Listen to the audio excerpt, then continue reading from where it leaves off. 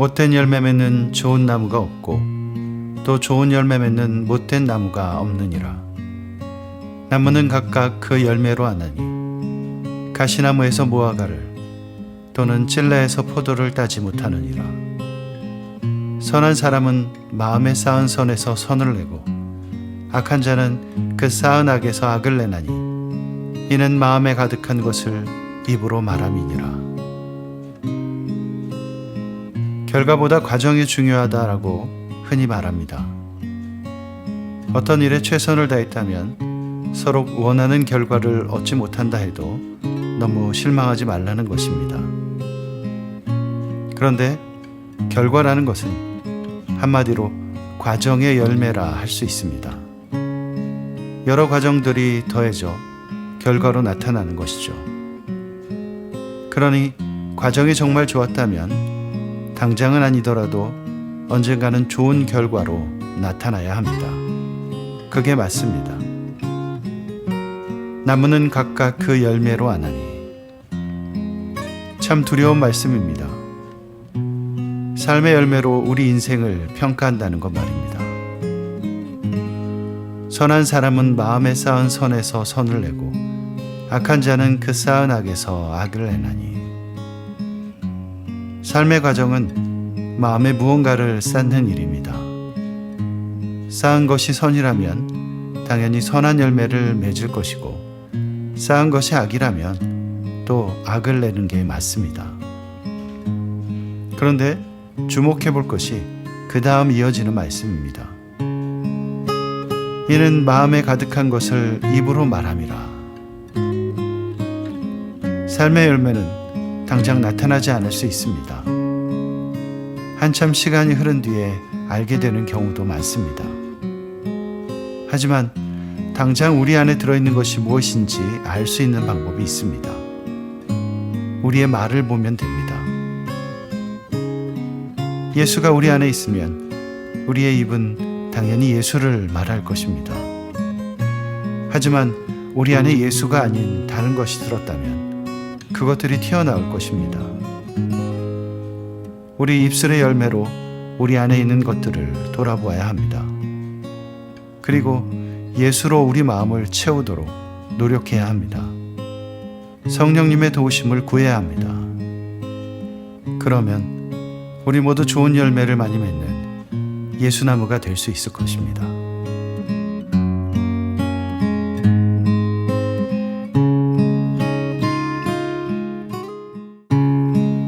너희는 나를 불러 주여 주여 하면서도 어찌하여 내가 말하는 것을 행하지 아니하느냐. 내게 나와 내 말을 듣고 행하는 자마다 누구와 같은 것을 너희에게 보이리라.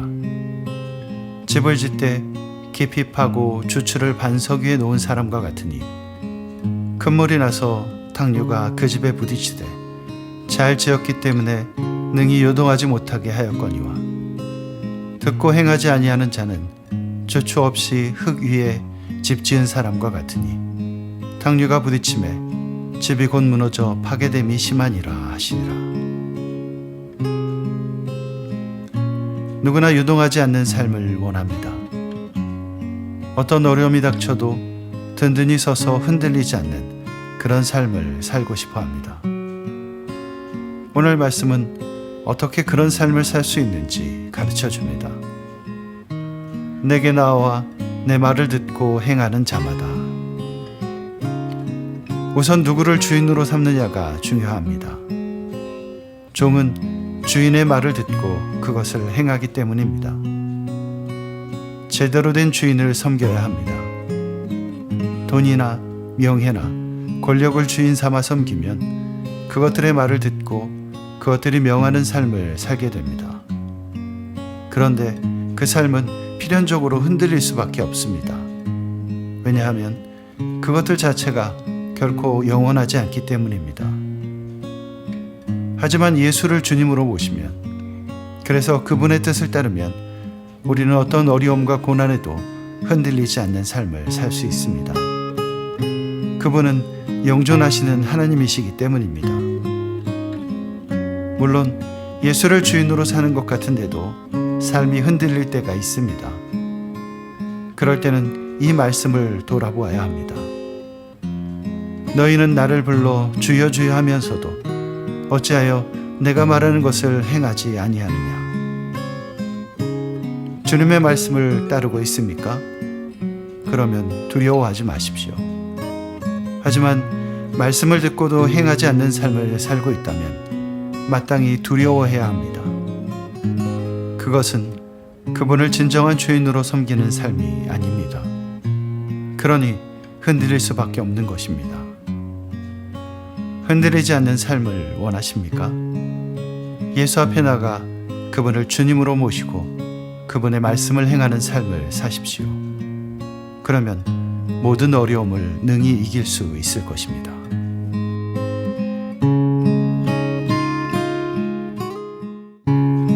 예수께서 모든 말씀을 백성에게 들려주시기를 마치신 후에 가버나움으로 들어가시니라.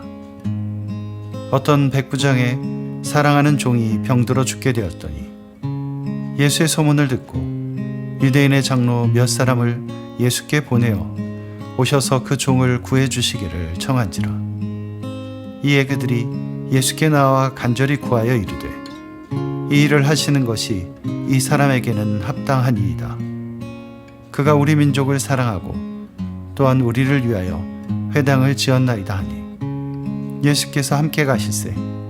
이에 그 집이 멀지 아니하여 백부장이 벗들을 보내어 이르되 주여 수고하시지 마옵소서. 내 집에 들어오심을 나는 감당하지 못하겠나이다. 그러므로 내가 주께 나아가기도 감당하지 못할 줄을 알았나이다. 말씀만 하사 내 하인을 낫게 하소서. 나도 남의 수하에 든 사람이요 내 아래에도 병사가 있으니 이더러 가라 하면 가고 저더러 오라 하면 오고 내 종더러 이것을 하라 하면 하나이다. 예수께서 들으시고 그를 놀랍게 여겨 돌이키사 따르는 무리에게 이르시니 내가 너희에게 이르노니 이스라엘 중에서도 이만한 믿음은 만나보지 못하였노라 하시더라. 보내었던 사람들이 집으로 돌아가 보매 종이 이미 나아 있었더라. 어쩌다 큰 병원에 가보면 아픈 사람이 참 많구나 하고 놀랍니다. 그러면서 아픈 몸을 치유하시는 하나님의 은혜에 대해 다시 한번 생각하게 됩니다. 복음서에는 병자를 고치시는 예수님의 이야기가 자주 나옵니다. 그런데 오늘 본문은 다른 치유 사건과 두 가지 다른 점이 있습니다. 하나는 병고침이 믿음과 관련되어 있다는 사실이고 다른 하나는 그 믿음이 병자의 것이 아니라 보호자의 것이라는 사실입니다. 백부장의 믿음은 놀라운 것입니다. 내가 너희에게 이르노니 이스라엘 중에서도 이만한 믿음은 만나보지 못하였노라 하시더라. 이방인인 백부장이 어떻게 그런 믿음을 갖게 되었는지는 중요하지 않습니다.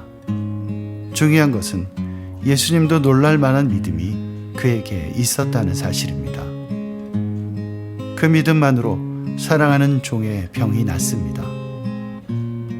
아픈 종의 믿음이 아니라 그 종을 사랑하는 주인의 믿음으로 병이 나았던 것입니다. 이 말씀으로 우리도 사랑하는 사람을 위해 기도할 힘을 얻게 됩니다. 우리의 믿음도 누군가를 낫게 할 수 있기 때문입니다.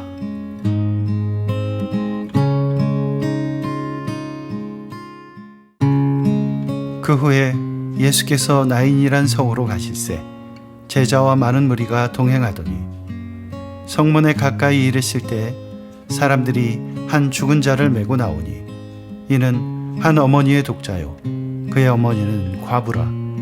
그 성에 많은 사람도 그와 함께 나오거늘 주께서 과부를 보시고 불쌍히 여기사 울지 말라 하시고 가까이 가서 그 관에 손을 대시니 맨 자들이 서는지라.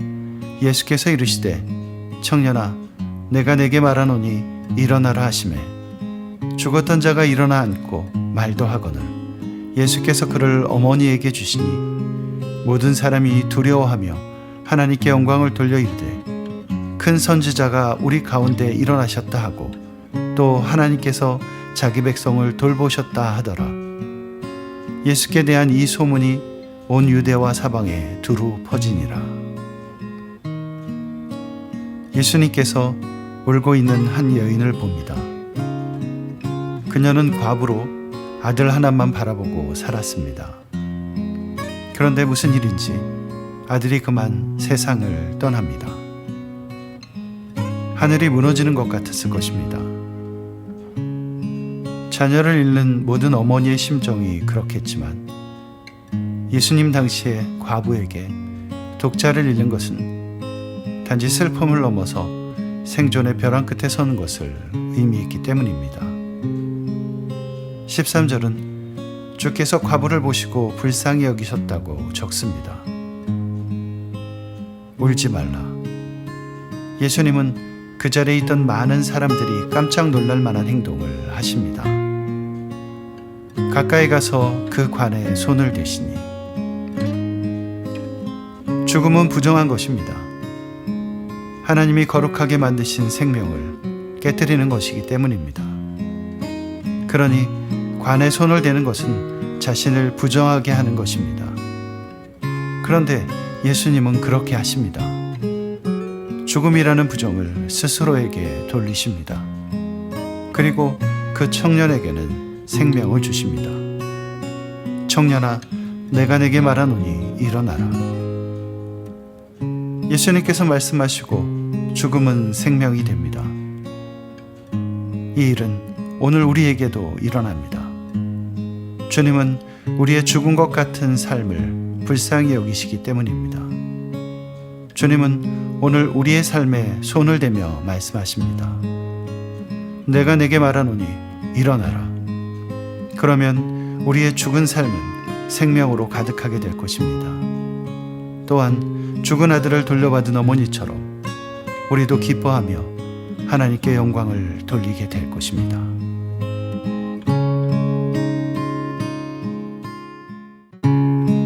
요한의 제자들이 이 모든 일을 그에게 알리니 요한이 그 제자 중 둘을 불러 주께 보내어 이르되 오실 그이가 당신이 오니이까 우리가 다른 일을 기다리오리이까 하라 하매 그들이 예수께 나아가 이르되 세례 요한이 우리를 보내어 당신께 여쭈어 보라고 하기를 오실 그이가 당신이 오니이까 우리가 다른 일을 기다리오리이까 하더이다 하니 마침 그때 예수께서 질병과 고통과 및 악귀 들린 자를 많이 고치시며 또 많은 맹인을 보게 하신지라.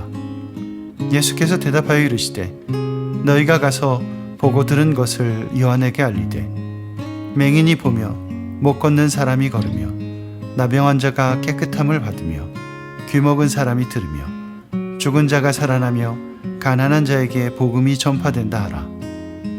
누구든지 나로 말미암아 실족하지 아니하는 자는 복이 있도다 하시니라. 오실 그이가 당신이 오니이까 우리가 다른 일을 기다리오리이까. 요한의 목소리에서 우리는 미세한 떨림을 느낄 수 있습니다. 그의 믿음이 흔들리고 있는 것입니다. 궁금합니다. 아무도 예수님의 진면목을 알지 못할 때조차 그분을 향해 보라 세상 죄를 짓고 가는 하나님의 어린 양이로다 라고 외쳤던 요한의 믿음이 어째서 흔들렸던 것일까요? 우리는 그 이유를 알 수 없습니다. 짐작은 할 수 있지만 확실한 것은 예수님과 요한 자신만 알 것입니다. 하지만 그렇게 믿음이 흔들릴 때 어디를 봐야 하는지는 알 수 있습니다. 너희가 가서 보고 들은 것을 요한에게 알리되 맹인이 보며 못 걷는 사람이 걸으며 나병 환자가 깨끗함을 받으며 귀 먹은 사람이 들으며 죽은 자가 살아나며 가난한 자에게 복음이 전파된다 하라. 의심은 보지 못하는 눈에서 시작됩니다. 하나님의 은혜는 오늘도 우리의 삶을 가득 채우고 있습니다. 하지만 우리가 그것을 보지 못한다면 우리의 믿음 또한 흔들림을 면하지 못할 것입니다. 삶 속에 넘쳐나는 하나님의 은혜를 볼 줄 아는 눈을 구하십시오. 주께 받은 복을 셀 줄 아는 지혜를 구하십시오. 그러면 결코 실족하지 않을 것입니다.